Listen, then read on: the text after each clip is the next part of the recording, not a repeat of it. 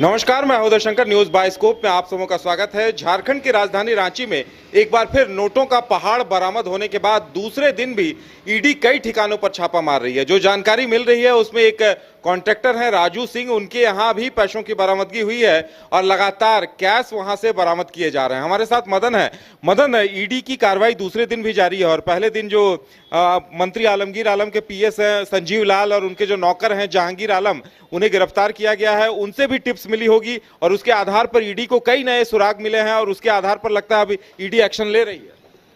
बिल्कुल, देखिए ये जो कार्रवाई है वो फिर अचानक कल से शुरू हुई है।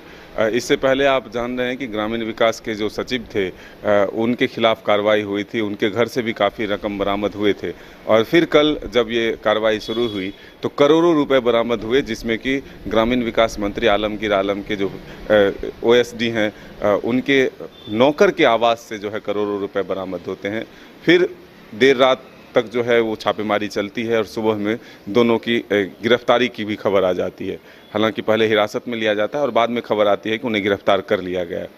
और ठीक उसके बाद सुबह से ही 7 ठिकानों पर लगभग राजधानी रांची के अलग अलग हिस्सों में फिर से छापेमारी शुरू होती।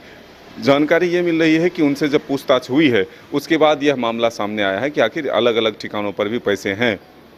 और उसके बाद फिर ईडी की टीम जो है डोरंडा स्थित जो कॉन्ट्रैक्टर हैं राजू सिंह, उनके आवास पर, जो आईटीआई बस स्टैंड है उधर 2 ठिकानों पर और अलग अलग ठिकानों मिलाकर के कुल 7 जगहों पर जानकारी मिल रही है कि अभी भी छापेमारी जारी है और करोड़ों रुपए जो है बरामद किए गए हैं। तो फिर से एक बार झारखंड में जो है रुपये बरामद के सिलसिले जो है शुरू हो गए हैं। पहले से ही लगातार आपने देखा था कि जब पूजा सिंघल के सीए के घर छापेमारी हुई थी तो लगभग 19 करोड़ रुपए जो है जब्त किए गए थे। तो ऐसे जो आंकड़े हैं वो लगातार बढ़ते जा रहे हैं और ईडी की कार्रवाई की जो अनंत कथा है वो लगातार जारी है। कहां से शुरू हुई और कहां तक पहुंच गई है ये कह पाना मुश्किल है और कितने लोग और अभी इस गिरफ्त में आएंगे ये कह पाना मुश्किल है। सफ़ेद पोश के जो तरह के पास जो है अब ईडी के हाथ पहुंच रहे हैं, तो ऐसे में हम कह सकते हैं कि कई लोगों की और मुसीबत बढ़ सकते हैं।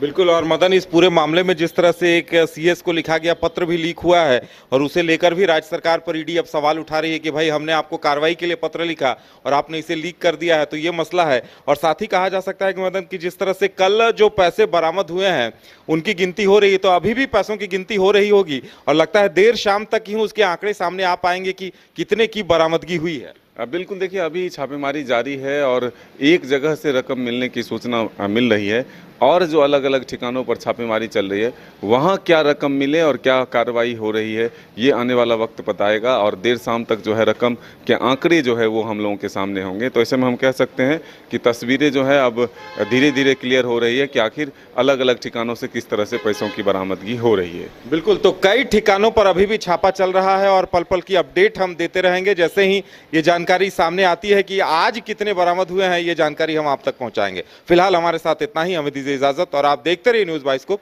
नमस्कार। 26 वर्षों में 17,000 से अधिक डॉक्टर बना चुका बिहार एवं झारखंड के छात्रों के बीच विश्वसनीय संस्थान गोल। कमाल करते हो जी, बच्चे घूमने की इतनी जिद कर रहे हैं और तुम हो कि तुम्हें फुर्सत ही नहीं मिल रही। अब इतनी गर्मी में जाए तो जाए कहाँ? इस गर्मी में मस्ती और फन का आ गया है परफेक्ट डेस्टिनेशन वाइल्ड वादी, जहाँ है water park, bird park, flower park, trampoline park, amusement park, 250 feet लंबा जिप लाइन और क्रिकेट स्टिमुलेशन का खूबसूरत नजारा। वाइल्ड वादी, 10 माइल चौक, रांची। वाइल्ड वादी यानी अनलिमिटेड फन और अनलिमिटेड मस्ती।